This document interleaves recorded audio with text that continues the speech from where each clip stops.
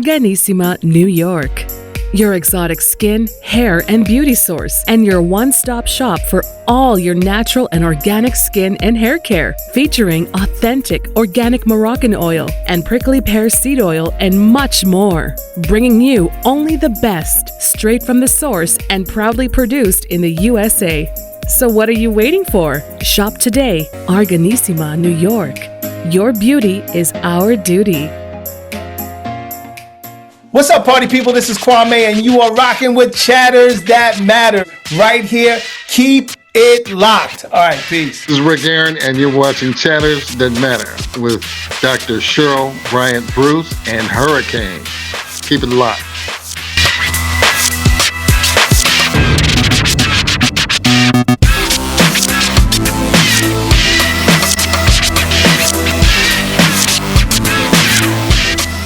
Greetings, everybody. You know me, Dr. Cheryl Bryant Bruce, MD, the Celebrity Doc, and we are here with Chatters That Matters.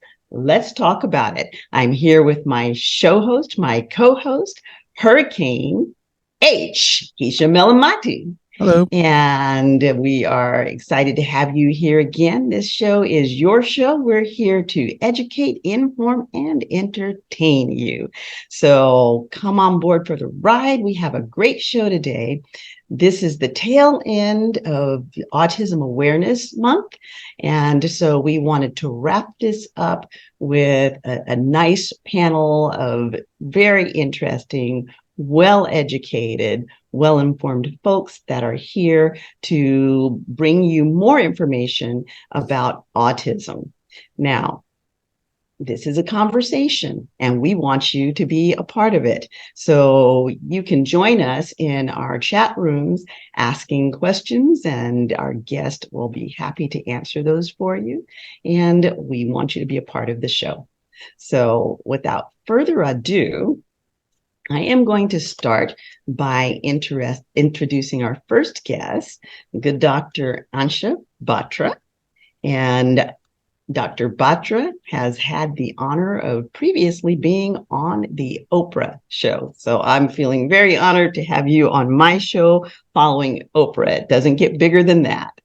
Dr. Batra, welcome. Thank you, Cheryl. Thank you for having me. And thank you for the audience to take an interest in this subject that's very near and dear to my heart. Absolutely. We also have with us another doctor, Dr. Lamar Hardwick. Dr. Batra is a medical doctor, and Dr. Lamar Hardwick is a doctor of divinity. Dr. Hardwick is known as the Autism Pastor. Welcome, Dr. Hardwick. Thank you for having me. And then we also have the good Dr. Lorraine Jones, who is a PhD. And Dr. Lorraine will be talking to us about the interactive metronome and explaining to us how that is used for children and even adults with autism. And we'll talk about what all of that means. So, Dr. Lorraine, also welcome to Chatters That Matter. Thank you so much. I am happy to and excited to be here to share some wonderful information and be part of this incredible opportunity. Okay, perfect. So let's just jump right in. I would like to know how each of you got into the field of working with autism. And while you're telling us, I want to know if each of you has had a direct involvement, as in a family member, or if you yourself may have been on the autism spectrum. I caveat that with saying, as I've said all month long, that I don't think that there's a person on the planet who isn't on the spectrum. It is a spectrum. So talk to us about how that has impacted you. Let's start with Dr. Batra. Thank you. As you mentioned, Cheryl, I'm Anshu Batra. I'm a developmental pediatrician. in West Los Angeles. And I started my journey into autism actually through initially it really was as a pediatrician. I grew up in Michigan, Ann Arbor, Michigan. I always knew I wanted to be a pediatrician, went to med school there, and found my life partner there. And we made our way to Chapel Hill, North Carolina to do our training, mine in pediatrics and his in critical care medicine. And I had always thought that I was going to be, I'd always wanted to be a small town pediatrician. I like growing my roots and being part of communities and being part of families. I mean, that's the heart and soul of being a pediatrician, is being an integral part of families and children and communities. And, right. And I just I thought that's what I would be doing. And then as life has it, God laughs when you make plans. Doesn't he though? He 100%. So I had my first two kids. I have three boys. My first two kids in Chapel Hill, North Carolina, and then my husband got recruited to UCLA in Los Angeles. So we came here kicking and screaming because I wanted to stay in a small town. LA was not a small town at that time. But soon after we moved here, we started recognizing that my second son was not developing appropriately. And we got him evaluated. And I have to tell you, I thought I was blindsided. He was diagnosed with autism. And I'm a pediatrician. And okay. And I think that it really. So what was it exactly that you were seeing at that time that triggered you to feel like he wasn't developing correctly? Right, he wasn't talking. He wasn't relating. He wasn't making eye contact. He would be like he would look right straight through me. He would not interact much. He would play very repetitively with things, not very, again, I had an older son and, 2-3 years older than him. And so it was, and being a pediatrician, I knew it was atypical, but I was not expecting autism. At that time, it was, I think, the information about autism was not as readily available. And he was diagnosed with autism. I think that is what catapulted me into the journey of autism. And I think that what it did was it just changed the whole course of how I practice medicine, how I think.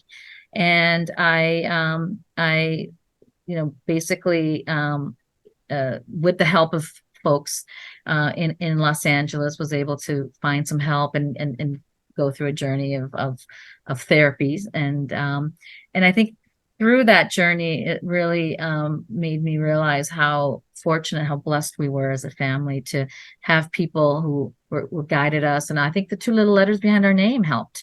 Doors. And I just knew how hard it was. And so I changed my whole practice focus. I went back to school. I got certified in developmental pediatrics. And now I serve as a developmental and behavioral pediatrician and serve families to help diagnose, evaluate, diagnose, manage children with special needs, including autism, and help the families, navigate and advocate for them. Can you imagine how difficult that must be for those families who have one of these children come crashing into their world and they don't have those 2 little letters behind their names, both in terms of understanding, but also in terms of negotiating the system, how difficult that has to be. Dr. Hardwick, can you speak to that? Now, you've got initials behind your name as well, but they're not actually in the medical field. So what was your journey like, and how did you get into the field? Yeah. So the short answer is I was a late diagnosed adult on the spectrum. I was 36 when I was diagnosed. I'll be 45 here about a month. And so, that sort of started the trajectory of me. I'm a pastor, an author. And so, being someone in the faith community started the trajectory of me exploring why our faith communities tend to not be a central hub of support for Right. families impacted by autism and other disabilities. And so, I was late diagnosed, but I tell people that I knew probably around the age of 7 or 8 that there were significant differences between me and my peers. I didn't understand things. I pretended to understand a lot of things. My mom records. Of course, this was after I was diagnosed. We were doing some history with my therapist that diagnosed me. She mentioned that when I was in 2nd or 3rd grade, a teacher told her that, your son is very smart, but there's something wrong with him and I can't figure it out. And so I knew, I just didn't have the language to explain why I didn't understand things. I didn't understand why people did certain things. And come to find out, it was just the inability to read nonverbal language like body language, social cues, facial expressions, all those types of things. The last thing I'll say is it was a challenge, even though I was verbal, but we've all heard the saying that 90% of all communication is nonverbal. So if you're someone like me who doesn't have that translator, you can imagine how much you miss. Yes. And how difficult it is to navigate a world where people are, quote unquote, saying things that they're not actually saying, and they're expecting you to understand what's going on. So 36 years old, I was diagnosed, and I've just done a lot of work in churches and faith communities trying to make them more accessible for people with autism and other disabilities.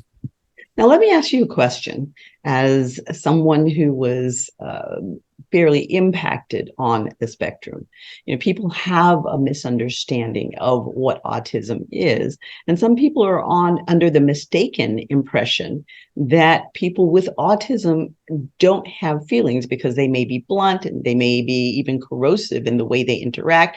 They seem like they are insensitive.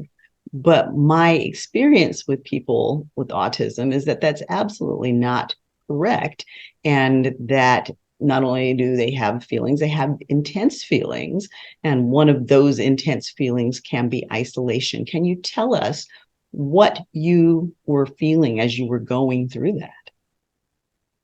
That's a big question. It requires a little bit of context. At the time, I was doing my doctorate, and as a part of one of the classes, we had to ask 7 people who knew us or worked closely with us to do an evaluation. And a gentleman that I work with at a church, who I respected, wrote an evaluation of me that literally read like diagnostic criteria. He said, Lamar has a hard time picking up on social cues. Lamar gets laser focused on one task at a time. And to be honest, I had never heard the term social cues before. So like most people, when you don't know something, you Google it. And so I started to learn what that was and started to understand this is what people have been saying about me my entire life, that I look mean, I don't have facial expressions, I sound like a robot, all things that kids would say. But at the time, I was actually transitioning from being the pastor to youth and young adults to being the lead pastor at the church I was in. And that was a very difficult period of time because I went from working with teenagers, and I tell people, nobody really thought anything about it because all teenagers are socially awkward. So I just kind of fit in with the teenagers. But the more I had to spend time speaking in the adult service and interacting with adults, it was just really hard. It was really hard. They said a lot of things about me that I knew I would never, like he walked past me, he didn't speak, he's unapproachable, he looks angry. People didn't want me to be the next pastor, especially in the South. I'm in Atlanta, in the South, where the Bible Belt, and people Yes. Expect you to be extroverted and those types of things. And yes. And I had a really hard time. And that's really what drove me to get some help, because people were saying things that I was doing that I know I would never do on purpose. Right. And so, as you talk about the feelings, it was very hurtful, because I knew I would never treat people that way on purpose. So I realized there's something I'm missing. And I had to ask myself this question. And that question was, what do people experience when they experience me? Right. And that's what sort of led me to understanding how people felt about how I behaved. And it led me to getting a diagnosis. But it was a very, very tough, lonely. I grieved a lot, because it was like meeting myself for the first time. Right. Not the person I thought I was presenting, but there's this totally different person that everybody's experiencing that I didn't think that was happening. So it was emotionally very, very tough. And that's interesting, because I actually, I haven't recently given it, but I used to fairly frequently give a talk called Mask, and talked about the mask that people wear and how the way we perceive ourselves as presenting and the way that somebody else sees us, it may be two different things, and that the mask that we are showing them may not be the one that we actually want them to see. And even as we look in the mirror at ourselves, we're looking at ourselves through a mask of our own self-perception, and that may not be what the world is connecting with. And when the two are not in congruence, then we get things coming back at us that we don't anticipate. We think that people should be responding to us one way, they're responding to us another way. And it creates incredible stress, and can create, that stress causes inflammation and can even create disease. So we see diseases, both physical and mental and emotional, cropping up with that kind of discongruence. So it is very interesting that you explain it that way. And that is something that everybody goes through. We're born putting on a mask. I mean, the average baby comes into the world, puts on the cute little googly, cuddly mask that connects with the parent strongly and makes the parent want to be a part of that child. Sometimes with children who don't do that as well, there can be a disconnect, and the parents can have a difficult time connecting. And as that child grows, they also experience what you're describing, having that disconnect where people are judging you and reading you in ways that are totally unintentional for you. And that read can actually be very, very hurtful to the person who has autism and is experiencing that incongruence. Now, Dr. Lorraine, how did you come into this field of expertise?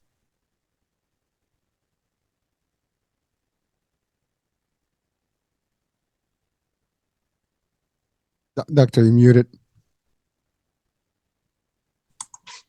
There you go. Okay. Well, actually, my first job after I graduated with my bachelor's degree was sadly in a state institution up in Michigan in 1974. And I will tear up as I think about it.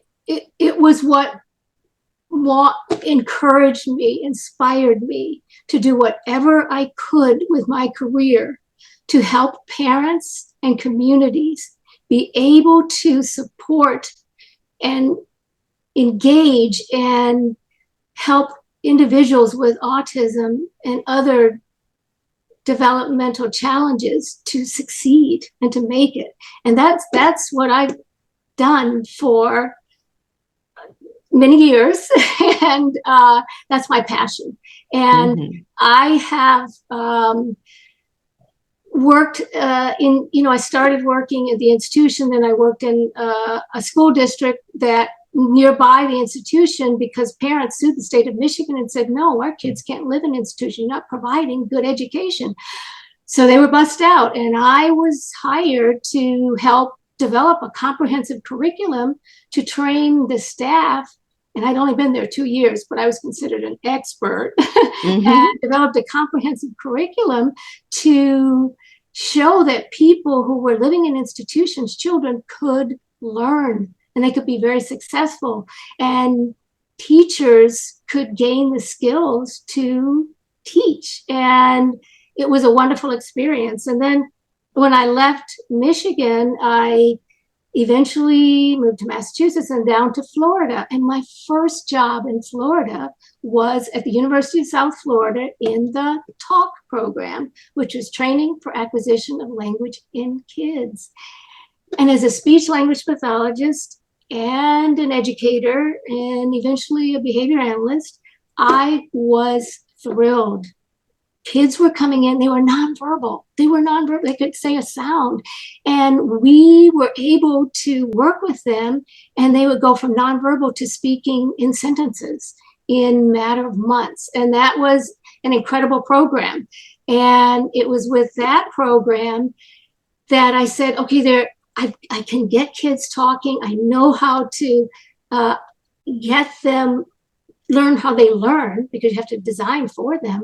And then it was soon after I left the University of South Florida, and I went into private practice, I began working with a lot of children with autism and continued to work with. And one of the things that was challenging was there was not a lot available out there that would help with how they learned. And I happened to read something about interactive metronome. And I thought, oh my gosh, this is amazing. This is just what's needed. And I called the company and I said, I want, they said, oh, they were over in Orlando then. I said, the salesmen are coming over. They could come and share with you interactive metronome. And so they came over, and one of the salesmen started telling me about what the product could do. And I went on and I said, oh my goodness, if it can do this, then this is the impact it's going to have on people with autism and with other developmental challenges. And that salesman is now the CEO of the company. And he said, you helped us so much figure out what this product could do. And what it does is and here's this box that I love, I've shared with so many families, that what it does, it helps through tempo, it helps improve coordination of motor skills, visual skills, and auditory skills. I had clients before they would look, who were on the spectrum, they would listen to me or look, but it was hard to do both.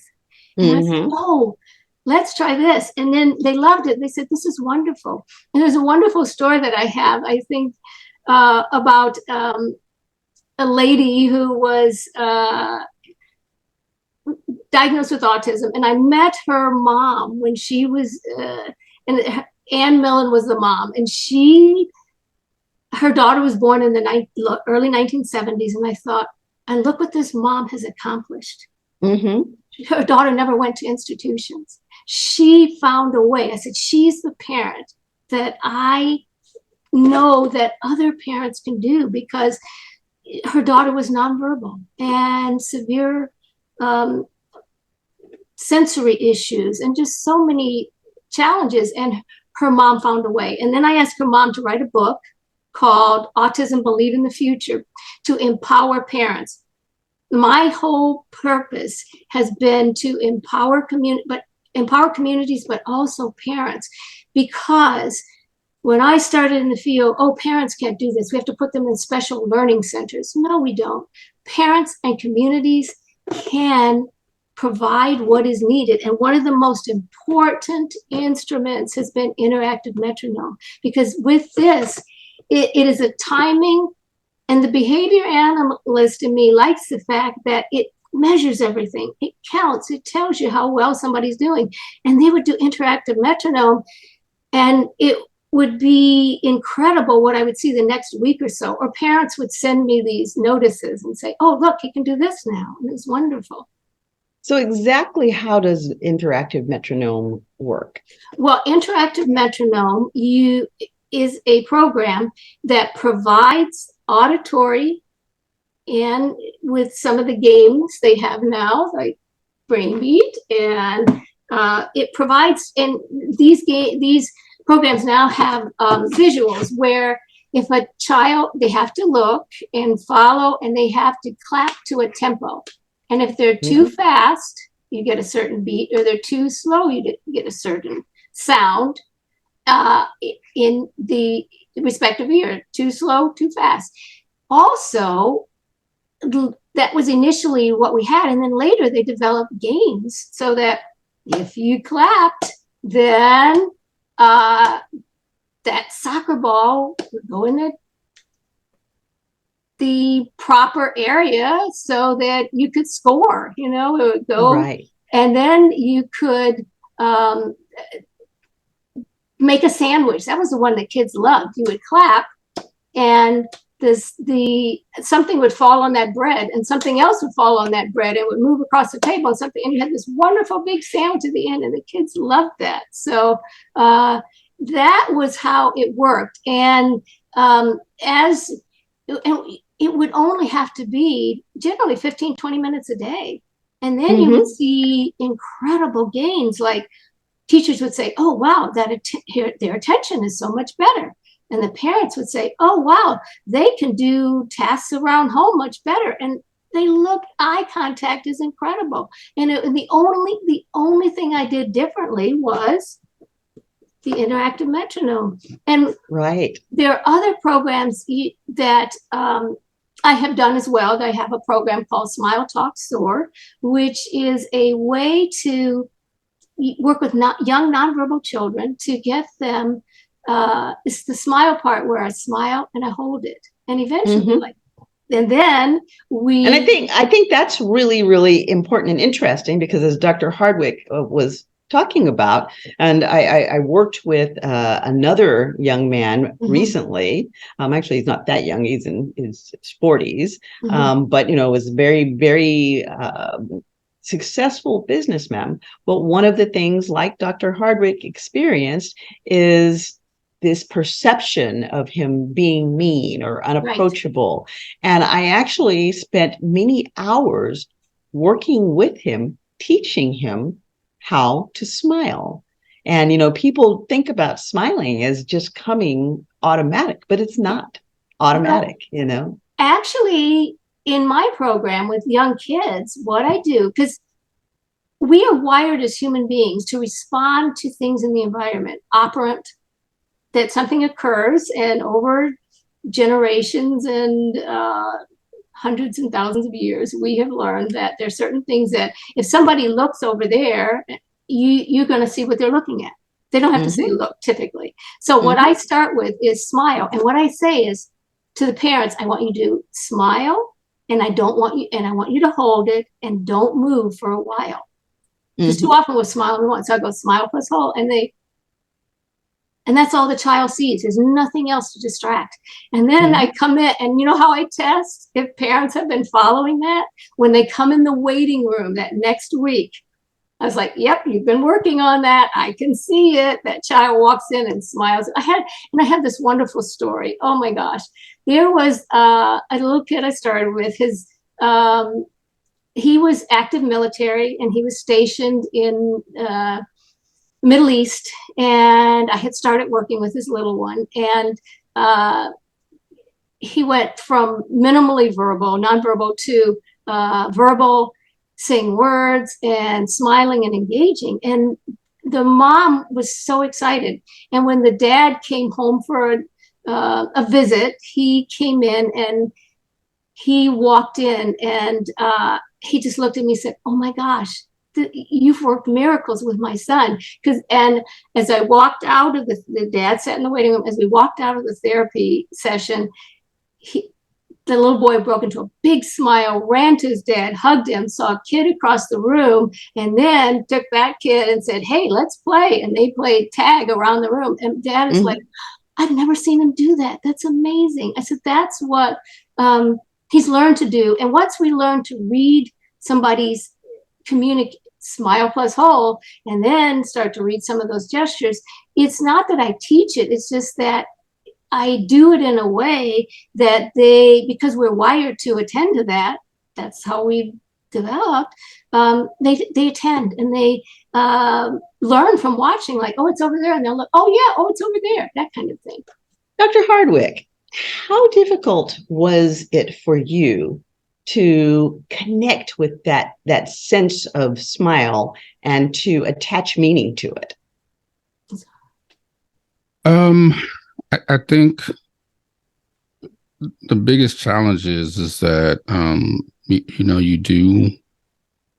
do mimic behavior, but if your neurology doesn't allow you to, I tell people we have to have a translator to translate the meaning of certain movements and facial expressions, and if you don't have that from an early age, it becomes increasingly difficult to recognize it. And so as part of my evaluation, I had to take an assessment of different facial expressions, and I think I got maybe 3 out of 30 right. And smiling was something that I was only able to consistently recognize when it was attached to laughter. Okay. So so that makes it difficult to know it. When someone's smiling, especially if it's not at the end result of a joke or something funny. Because really that was the only way that I knew, okay, I'm definitely certain that is a smile. And I imagine that has to be difficult too, because there can be different smiles for different things, and smiles can have different meanings. I mean, I kind of liken it to speaking Chinese. I was learning to speak Mandarin, and the Chinese have a million different ways that you can say shh, depending on what the intonation is, shh, shh, shh, and for like the first year, and I'm good with languages, but for the first year of speaking Chinese, it took me a long time to get the intonations. I mean, to just even recognize that they were there.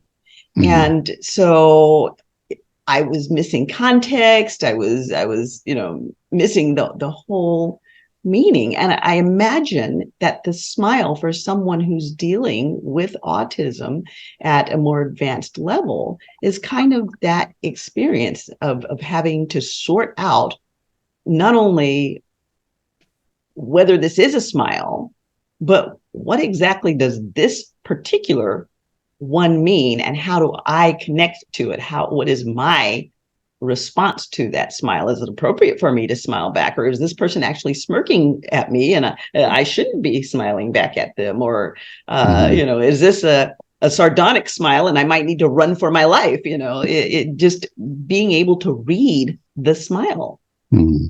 Yeah, there's so many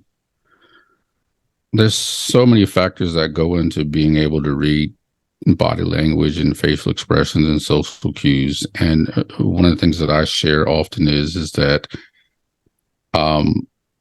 sometimes I can process it, but it's too late. Like the interaction is already over, because you only have about half a second to a second, maybe two, to it's the way I explain it to parents who I've mentored their children. It's like tennis.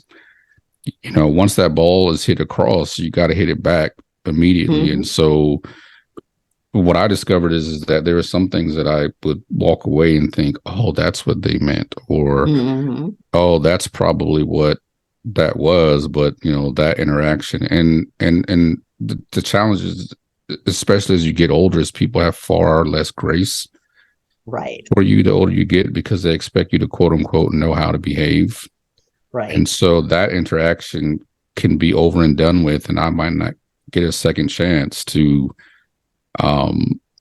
make a first impression, so to speak, because people have formed their opinion about whether or not I'm socially aloof, or generally it's people just categorize me as angry or unapproachable. And so, yeah, it's far more complicated sometimes than I think that we make it out to be. It's not simply just a smile. It's the context. It's the timing. It's, what was it attached to? Like you said, there's the voice intonation is something that I have struggled with. Sarcasm is something that I don't get because it's dependent on physical, it's like physical comedy. Their body has to be a certain way. Their head has to tilt a certain way. And in the moment, I'm not able to process that quickly enough. And so oftentimes I answer rhetorical questions because I think they're real questions.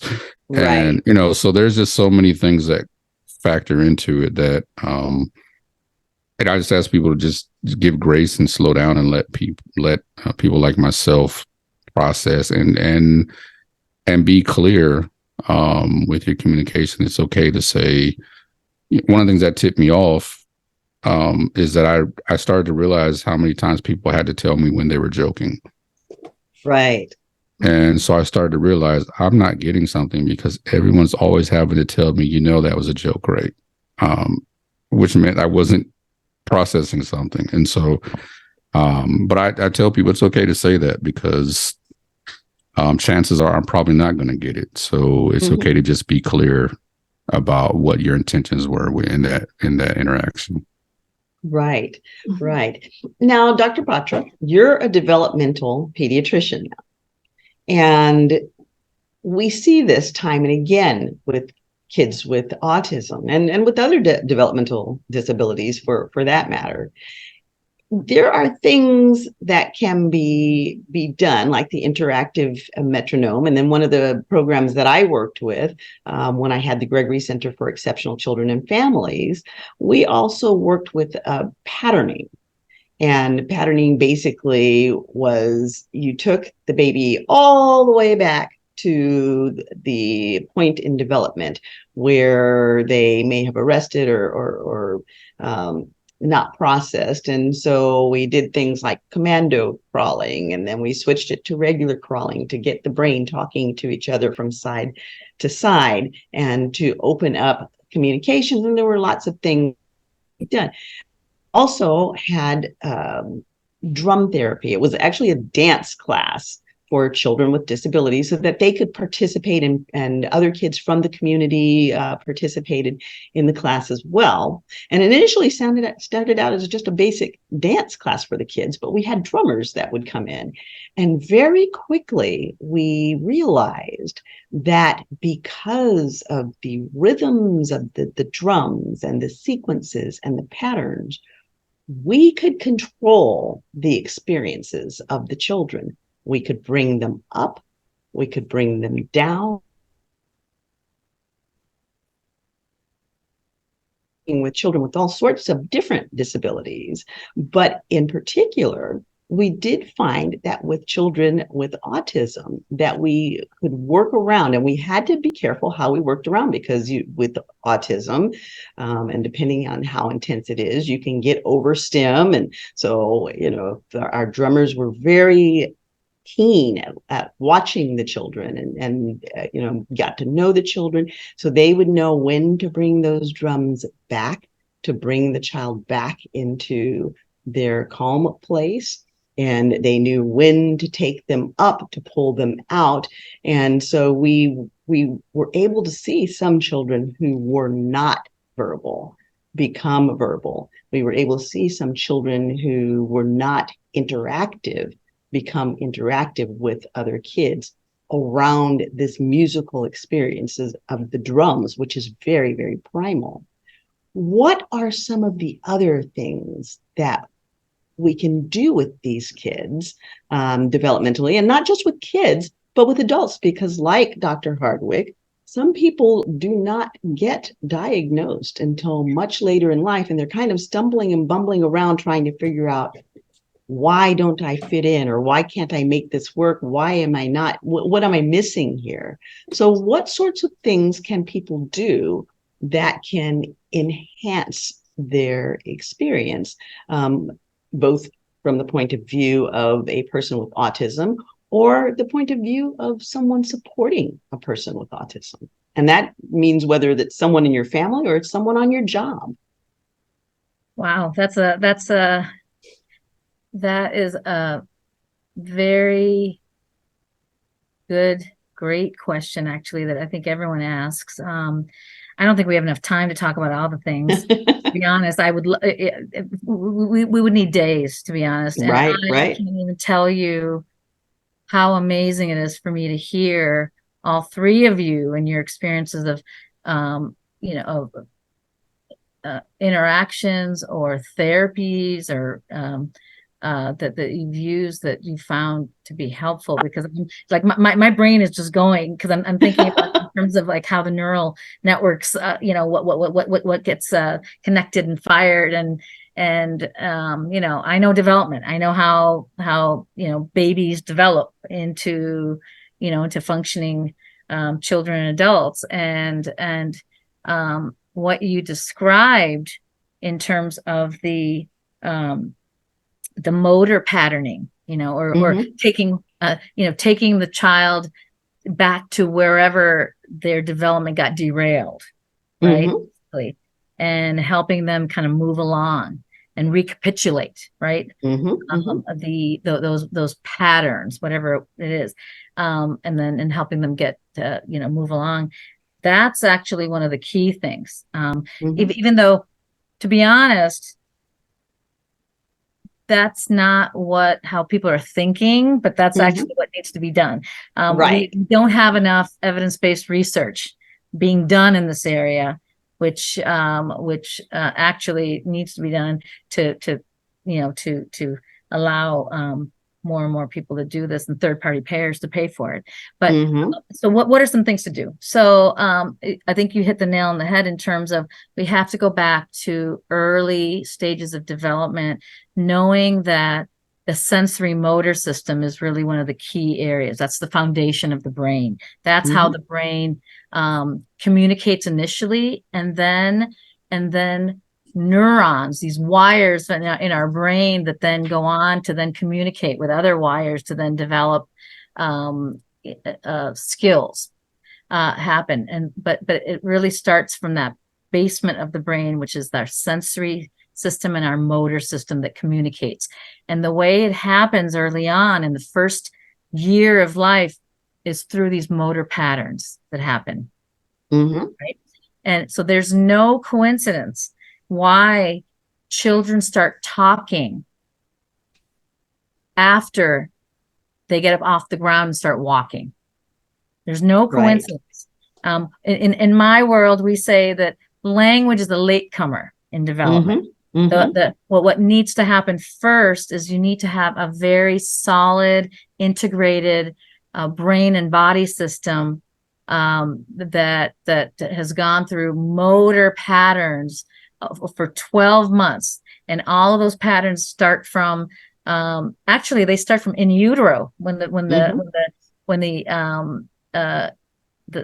baby is in mommy's, in tummy, all the movement patterns that are happening, in utero, and then the baby coming out as a newborn on day of life 0, and then developing their, the head and neck strength to then be able to roll and then sit up and then crawl on all fours and then get up and creep and then start walking. All of those motor patterns are critical to allow the brain to start connecting, as you said, from both sides of the brain, to then allow then the speech and language to develop. So that needs to happen. And so what I do as a developmental and behavioral pediatrician is, I sort of look at the child from a developmental standpoint and see, where is the child developmentally compared to other children their age. And I look at really more at strengths and challenges as opposed to diagnoses. I mean, diagnoses I think are important for certain things, but they don't describe the child, and they're not who the child is. Exactly. And that's what I spend a lot of time telling parents and explaining to parents, that the label isn't who your child is. The label is just a way to describe behaviors and describe the development. Let's talk about what we need to do, right? And so early on, I would say majority of our kids, even though the standards of care for autism are speech and language therapy and applied behavioral analysis, early on they very often need physical therapy and occupational therapy to help, again, create those neural networks, those connections in the brain from both sides to allow then the body to then also move and develop. And so very often those therapies are important early on in terms of physical therapy, sensory integrative occupational therapy, and then speech therapy. So all those are the therapies that are important. But I tell parents early on, I said, get your child moving. Let's get your child moving. Let's have them move, make those patterns of, that you described, have them practice those movement patterns, whether it's in the living room, take all the cushions off your couch and have the child be comfortable with navigating on all fours, from the carpet to the couch, to the pillows, to the carpet again. Help their brain register all those movement patterns so that they're then able to then move on to then develop the other ongoing developmental skills.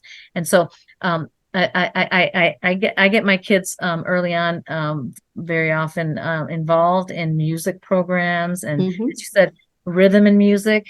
And there's a reason you were mentioning about the rhythm and the drummer and I saw the big smile. Oh, I was just like, my brain was on fire because what we know is that music is one of the key tools that we have that actually activates all parts of the brain. And we know that through brain research, the neurology of music. We know that not only there's a music center in our brain, but music activates all parts of our brain, from the higher sort of thinking part of our brain, as well as our subcortical or our cerebellum and midbrain, the real primitive parts of our brain. And so music is a key way to activate and engage the different parts of the brain. So I love getting music and movement involved in with these kids. And it's interesting. There's actually a therapy called neurologic music therapy, NMT. I don't know if you Right. A lot of people are not aware of it. I certainly wasn't until years ago when I found out more about it actually through a colleague of mine who does music therapy, and she told me about neurologic music therapy, and I'm like, what is that? And anytime, again, with autism, listen,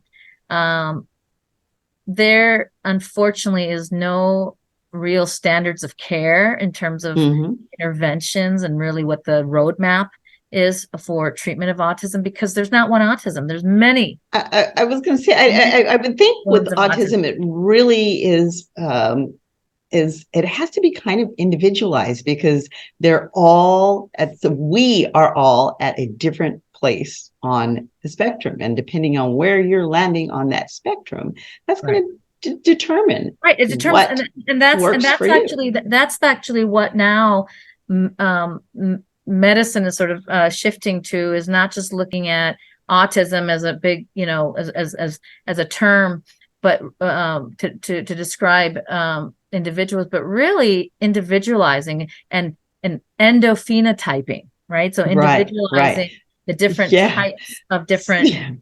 So we're getting all of these letters falling out, the PDD and all. I mean, just it's like what?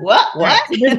There's been a big reshifting of how autism is described because of now through brain research and through a lot of research over the last couple decades. We know now that there is not one autism. There's probably a gazillion. A gazillion, and at least in my, as I'd like to say, 25,000 years of doing this, I can probably identify 5 or 6 different subtypes.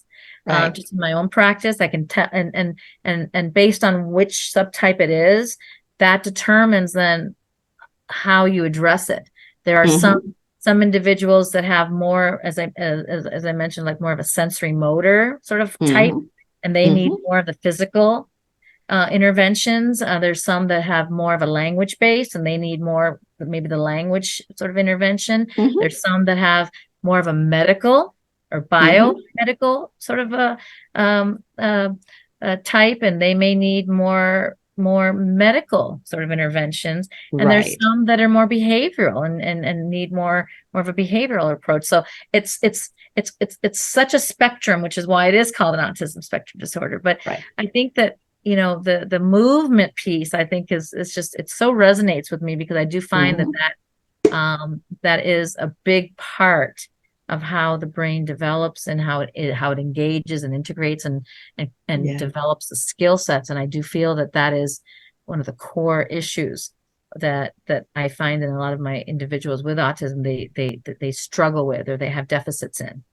Okay. Now there is another core issue, but I do want to ask before I jump to the next section, because this is such a huge topic that we could talk forever, and we're trying to kind of shrink the length of our shows down a little bit. So we're going to kind of encapsulate it, but I definitely am going to bring all of you back, because I just see hours and hours worth of conversation around this topic. Dr. Hardwick, with regards to music and rhythms and tonalities, how has that impacted your life, and how have you been able to use it to your advantage? Yeah,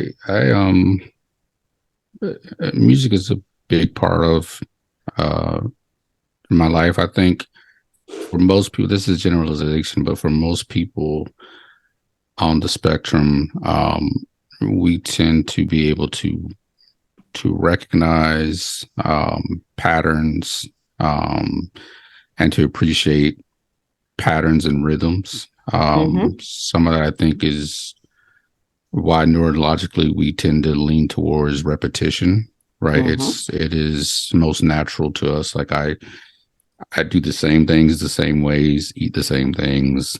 I even joke that I buy the same clothes.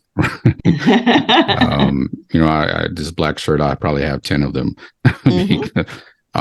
But music is something that is also key to that, because of the natural repetition and the rhythm.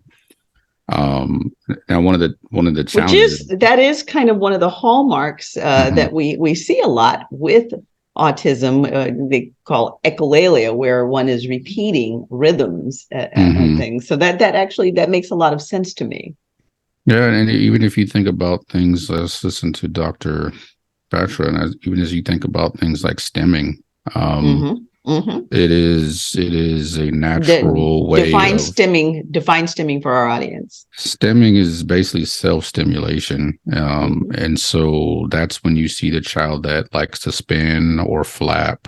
Those are typically the things that most people pay attention to, but self-stimulation is something that everyone does, even if you're not on the spectrum, right? So it's you know, biting your fingernails or popping your knuckles or twirling your hair or clicking the pen repeatedly, right? But it's that natural inclination towards repetition and rhythm. And so a lot of times I will share with parents, you know, unless a child is endangering themselves or endangering someone around them, let them stem. It's their natural way of trying to self-regulate their sensory challenges, right? Like I tell people, the best way I can describe it is like when you're driving down the road and you think you smell something burning, the first thing you naturally do is turn down the radio, as if you can't smell and hear at the same time. And so, right, but it's our way of trying to regulate one sense to get a hold of another, right? And that's what self-stimulation is. And so, but I say that to say that that's that rhythm and repetition and sensing that is built into music. So that's been a big thing for me. I go to sleep to music. I have my headphones. I don't sleep very well because of, you know, my brain doesn't make a lot of melatonin. So the doctor has me on. Finally, when I got 40, I asked for help, because it was cool when I was 20 to be able to stay up all night. But when I hit 40, it wasn't cool anymore. So I finally relented and asked my doctor to help me. But those are things that I use to help regulate sensory overload. The challenges is being in an environment where I can't control the volume So as a pastor, like people ask me all the time, how do you deal with the loud noise when you're in church and the music? Well, one, I'm the pastor, so I know everything that's going to happen that morning. So that gives me a sense of control over. I know exactly how long the song is. I know we also at our church provide people who have sensory issues with noise canceling headphones. So sometimes I use mine, or sometimes I stay in my office if I'm sensory overloaded. But music is a large part of it. For me, I would just say that the challenge is when you're not able to control the volume, which is ironic because a lot of people in the spectrum, like we we have challenges with loud noises, but we tend to be loud people. Right. That is interesting. But yeah, music is a huge part, and I've actually used that for children and teenagers that I've mentored. I would ask. We had a gentleman at our church that gave piano lessons, so a lot of the parents that would come to me as I was mentoring their children, I would direct them to him as a way of helping them with a lot of the sensory things, but also giving them a sense of self-confidence is something that, because it's natural, the repetition and the rhythm, they actually tend to do very well at things like piano lessons. But it also gives them the sense of confidence that is something that they can succeed at. So it's all that works together, and it's worked for me. And it was a part of my therapy. I didn't just get diagnosed. I spent over 2 years with a therapist that diagnosed me to help me to unravel a lot of things, because I was 36. I was, full grown and married and had a career and kids. And so I had to figure out ways to try to navigate life. And so part of what I did with her also included, using music and rhythm and repetition as well. Yeah. Wonderful. Now, Dr. Lorraine. Yes. I saw you over here engaging, and don't feel like you have to do that. This is a conversation. You can jump in. So okay, what that hand was waving. What was it that you wanted to tell us?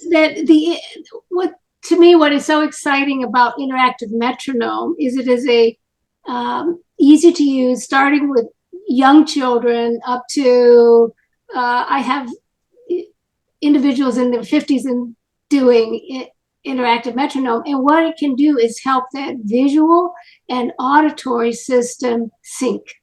So they can process information, and it decreases what I've seen is decrease in stress and more comfort, and the ability to process different types of information simultaneously, because the system, auditory, visual, and motor, and the motor are all in sync, and we can measure it, so we know. And then, in fact, my clients will say to me, it's going well. I have a guy who's in college, and he does interactive metronome. He's done it for years, and when he needs it, he said, I'm going to start it again, and I'll do it for a few days. But they recognize when they need it, and then it gets them back to where they are comfortable, and puts them back on track, gets them in sync. Really back on track, and they love it. And that's what I like, that it can go home with them. They can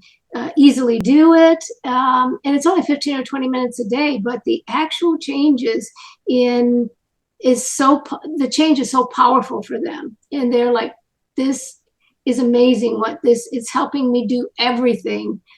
It's easier. Everything is easier."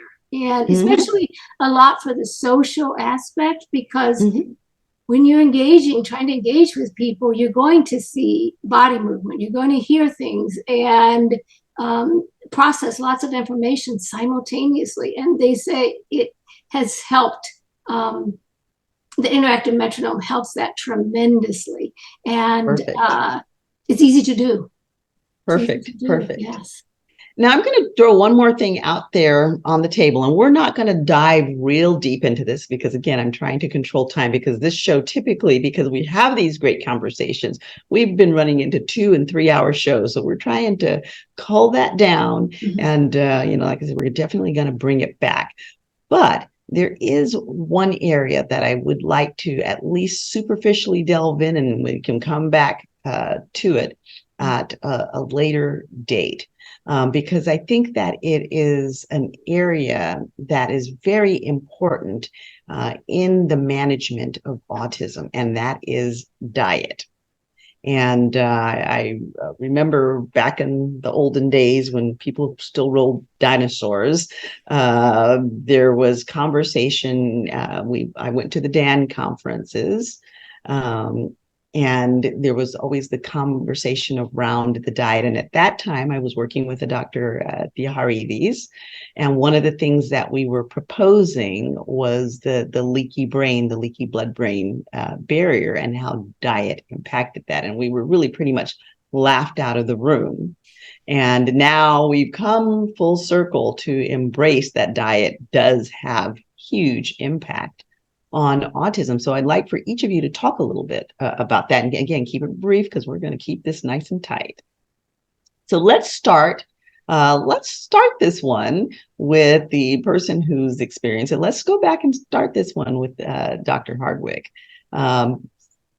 Sensory issues with foods, and have there been foods that, at least for you, have been able to help you deal with your autism? Yeah, I'll just say really quickly, there's always some of the challenges, especially if you are hypersensitive to certain things, which I tend to be with certain textures. Mm-hmm. But one of the things that I have used and learned as a life hack that has helped me is crunchy foods. Tend to help me. So, like, for example, if I know that I'm going out to some kind of gathering, or if I'm going somewhere with my wife and there's going to be a lot of sensory input, I tend to pack my pocket full of hard candy that I can crunch. But while I crunch, I count.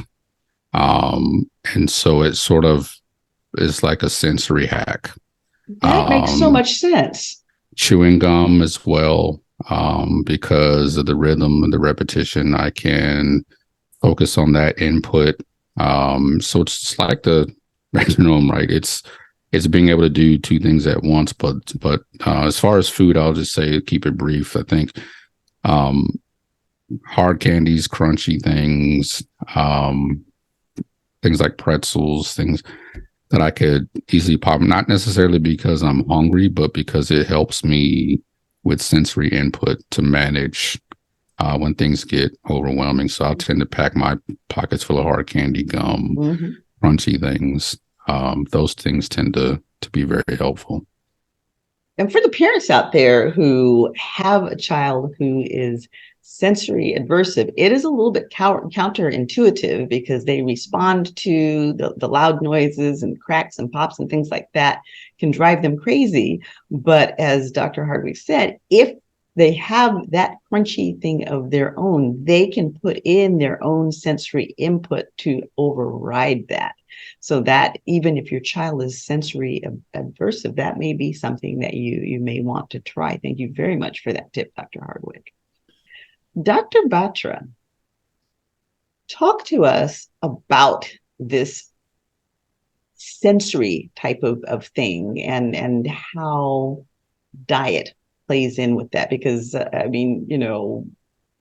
people have just all out battles over a kitchen table. And my daughter was on the spectrum, and we used to go to war over certain foods. And it wasn't until spaghetti with stewed tomatoes in it was one of them. And it wasn't until she was actually an adult that she was able to tell me what that was about, because I was thinking it was just a taste thing. And one of the rules in our house was you didn't have to like a food, but you had to at least taste it, have one spoonful of that food to develop your palate. And that was one thing she could never get past. And it was always going to be a battle. And she was able to explain that later, that it wasn't a taste thing for her at all. It was a textural thing. And she still to this day can't do the stewed tomatoes. Wow. Okay. So there's two separate things here that regarding the gut that I'd like to bring up. And one is I think Dr. Cheryl, you were mentioning I think initially the gut and the leaky gut sort of issues, right?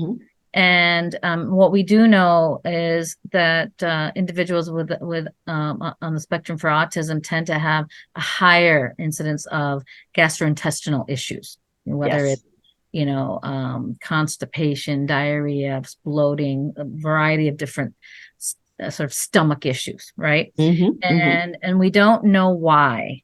There are some theories, and we do know that there's a subset. Again, these are all the subsets, right? Subtypes of autism. That there are a subset of individuals on the spectrum who probably are affected quite a bit by dietary issues, and specifically foods that are more inflammatory, right? That create more inflammation in the gut.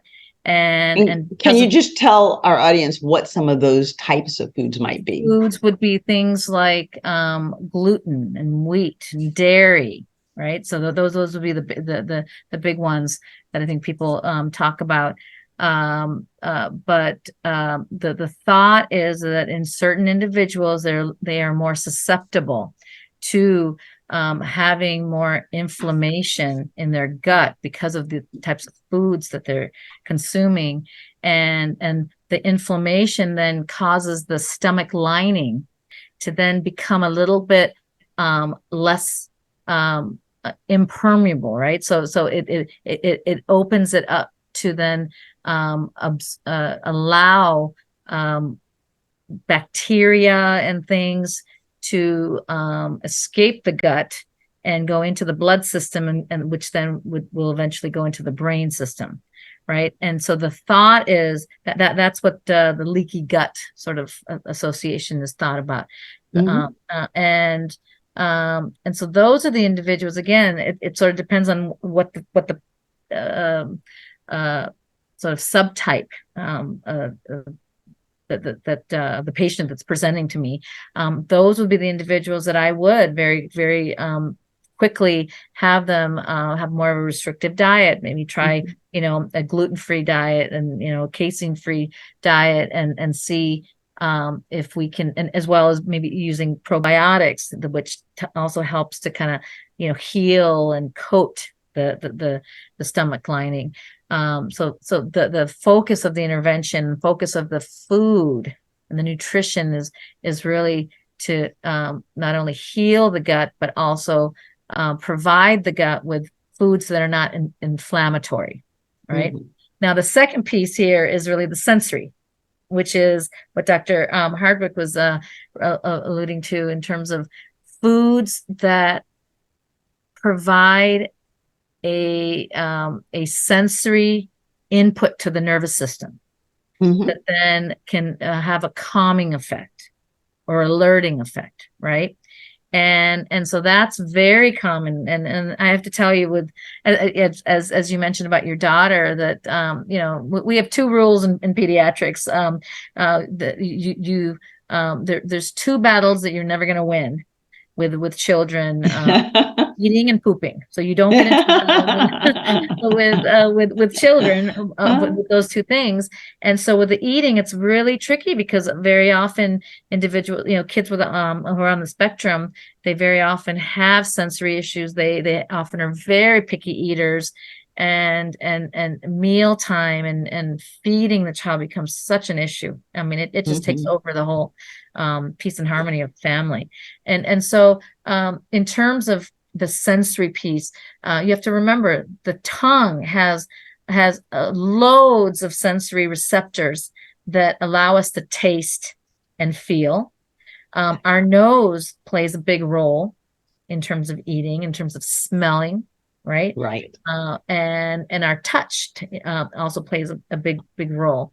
And so very often for children who may have certain sensory sensitivities, or they may be drawn towards or be calmed if they have more crunchy foods, like Dr. Hardwick was mentioning, things that he can bite into, that then sends a message to his brain that this is okay, it's safe, and alerts him, and it helps him feel more calm and with consuming whatever the food is. And so again, that's where, depending on what the sensory profile is of the child, either hard, crunchy foods are helpful, or sometimes even just preparing the hands, because the tactile plays a big role in then how the child senses, the taste.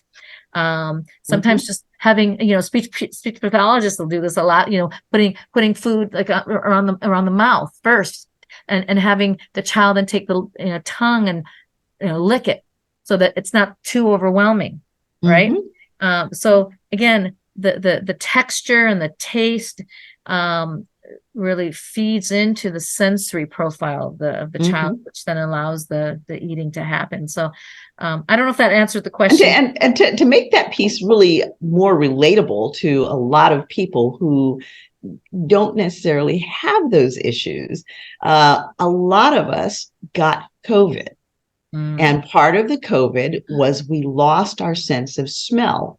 And so people talked about the struggle with eating because the food just didn't taste right, and there was a disconnect, and eating disorders and all sorts of things were coming out of that.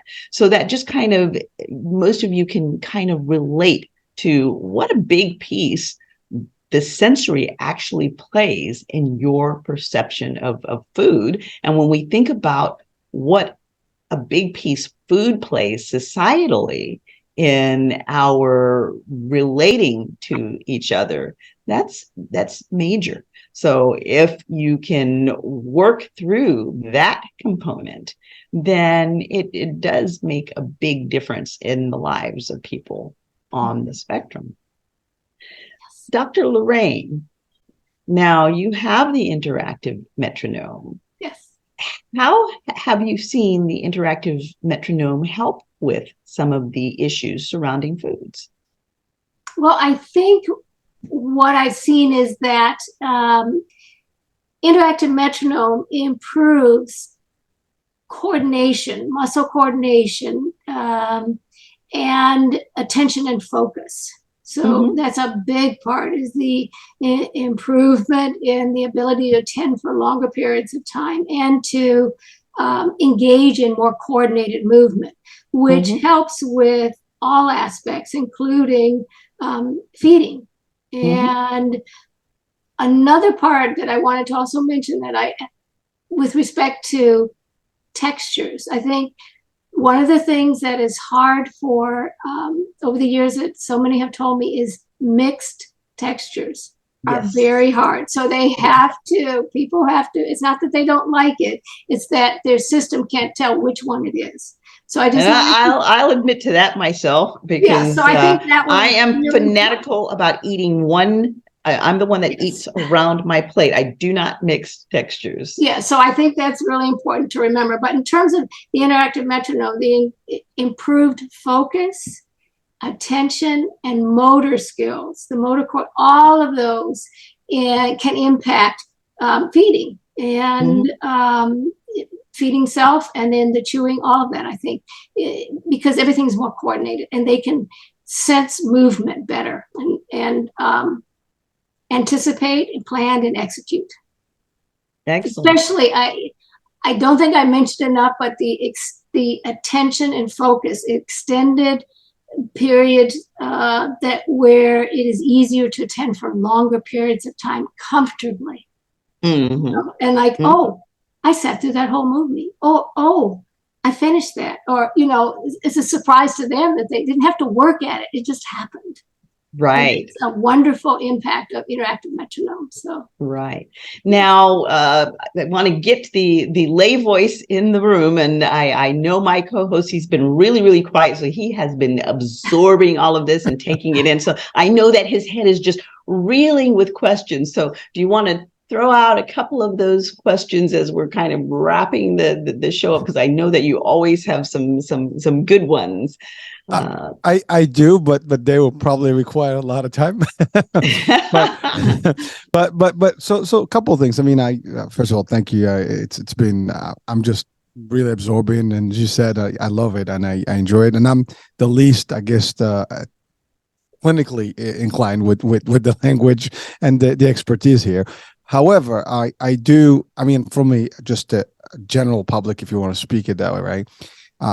This sensitivity issue about autism, inclusion, and tolerance. I think because listening to Dr. Hardwick, just the ability when someone is not identifying that you have the autism, right, or not able to notice that you are different, you have something that is different about you, and react to you in a way that is abrasive or not as fun, right? That challenges me, and I think I don't know if there's enough awareness to educate people, but when you're talking to someone, they might have something that is causing whatever it is, and if it is autism, it is autism, but you don't know that. For the most part, I encounter someone on a day-to-day basis, and if I don't know that they have autism, or I'm not even aware what it looks like or how it feels like and what the reaction will be, I'm probably gonna be like, what's wrong with you, right?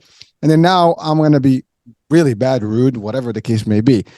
We need to do some more work about not you, Hurricane. I don't think you have a rude bone in your body. No, I'm not talking about me. I'm just giving an example as when you have people that don't know that, when you talk, that the idea is you have to be sensitive to people regardless, right? And, understand that just because you have a perception of what a reaction or interaction should be, doesn't mean that everybody's going to be the same. And you have to be like, when you see something that may not be in your, template as the regular format, on a normal, what is normal? That's a big question, right? Understand that there might be some underlying, conditions, whatever they are. Mm-hmm. And in autism, it's so, I guess, spacious. It's so vague, to a degree. I mean, Dr. Hardwick, you mentioned you didn't even diagnose until 36. Now, all these years, you had to interact with people all the time. And to your point, people are going to be like, and I didn't want to ask you this question, but I'm sure there will be some rude, experiences that you've had that were not really as fun. And, probably it's a struggle, because I've had actually different shows about this. And most of the things that were in common, that people, when they were younger, they were really faced with adversity and just, challenges. Bullying is the biggest one. People are just not nice, to others. Unfortunately, we're supposed to be nicer, but that's not the case. So that was kind of like one of my biggest things that I wanted to talk about, is just that, we have hopefully the ability to share more and talk about that. And I don't know if there are organizations and educational spans. It's one thing we're talking here about how you talk and work with the people with autism, but how do we work with the other side of the people that actually interact daily, and so we need to have that balance. And I think that in itself is work that needs to be done. You are speaking my language. And I me too. That is exactly right. Yep. This is not about individuals. This is about, this is about collective society. Understanding and being inclusive, and understanding that they're neurodivergent individuals, people with different, Well, so the challenge, doctor, is that not everybody, I mean, again, recently we're talking about autism, 70s, 80s, 90s. Like, people either don't talk about it, like there's nothing going on here, or they don't even know much about it. Now it's coming up. There's more awareness. There's more awareness. But and that's the other thing, like for the youth now, the children are getting the attention because there's programs and stuff. Right. Many did not have that. And so they grew up, to middle age, or even, basically age through the process without having to. I have kids that I've diagnosed, and the parents they think, wow, that they realize they probably have some features as well. And and then they go through their evaluation process. Absolutely. I think the issue is also the stigma around, developmental delays, developmental issues, going back to what we were talking about, mental health, right? think it's the whole stigma around it back in the 60s and 70s. And, you know, Yeah. I think there was a certain idea about, you know, individuals with autism and related disorders, that they were quite impacted and lower functioning and needed to be, you know, as Lorraine mentioned, you know, most of them ended up being institutionalized, and you know, the successful ones weren't, and that's how you base success. Yes. Whether they were institutionalized or not. And I think it really, I think since the rise of autism in the 90s and 2000s, I think really brought on a campaign of awareness, social awareness, and of early signs. And I think now we have a whole generation of individuals who started as young, and you know, young children with autism, now are grown up with autism. And again, it's a spectrum. So now we have to, whether we like it or not, we have to know that you know, these are individuals that are you know, have our goal should be, our focus should be not the label, but how do we bring out and identify and equip individuals with on the spectrum with skills that are meaningful, purposeful, inclusive. And that's really what our focus now is shifting more towards. Not only Yes. I think clinically, but also from a governmental standpoint. I think we're realizing we need to. And from a social standpoint, and I mean, you know, I'm kind of tearing up here and just really welling up, because I started with this back in the 90s in terms of trying to bring these children out into the community, bring them out into the light, to foster communication throughout, and you know, to see it, especially in like the last few years, where you've got all the celebrities on board talking about these things, and where we're having conversations like this out in the open, where children are being brought out to participate inclusively. It really warms my heart to see how far we've come. We have so much farther to go with understanding these things, and frankly, with just understanding each other, because we're quick to judge. Yes. And yet, as I said, we're all on the spectrum somewhere, and you know, we need to just leave judge at the doorstep. Yes. We're not, nobody died and left us boss, so we just need to leave judge at the doorstep, and be inclusive, accept others who are different than we are, love the differences. Yes. You know? Yes. Yes. I do have one comment that I think that there are so many in the community organizations and groups, YMCA, preschools, and the children there that I have seen when I've gone to inclusive preschools and YMCA, all of that, they feel so happy to engage with people who are different, and they know who are challenging, have challenges. And I think of my 3 children and how excited they were when they would work at the YMCA and work with the special needs kids, you know, to help them in the gymnastics program.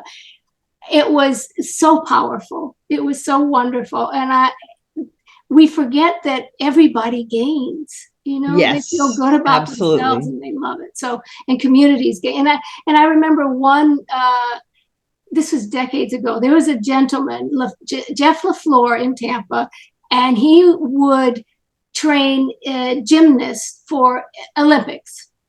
And we asked him at one point, because my daughters were going, would you consider working with kids with autism? He loved it. He ran, and the only classes he would teach would be the Olympic bound and kids with autism. He loved it. And everybody in his gymnastics, in his gym, loved it. So that's where I learned that communities, they feel so good when they are successful at including everyone. So. Absolutely. Hurricane, do you have any other questions? Oh, well, I definitely do, but we'll have to table that for the next, phase of this, because we talk about the spectrum and the condition and the different things that we have today and how we're working. But the question that comes to my mind, like we talk in terms of any type of medical diagnosis, right? We talk about the roots of it, what's happening behind. Is there anything we can do to prevent things like that? What makes that diagnosis originally? Can it be prevented?